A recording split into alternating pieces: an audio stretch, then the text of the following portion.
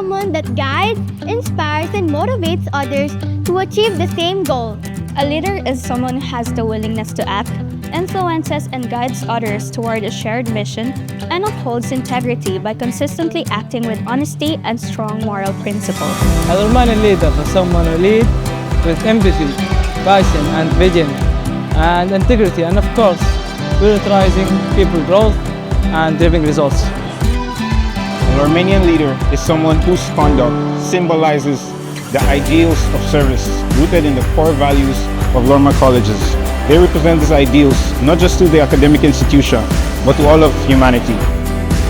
A Lormanian leader is someone who is guided by values and is strengthened with unity.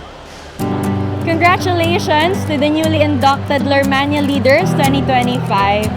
I had the pleasure of being your guest speaker for today's event, and I really do hope to see your future projects and the things that you will be doing for your respective organizations.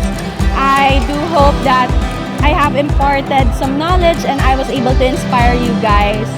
And keep on remembering that true leadership is all about unity, compassion, and of course, service for others.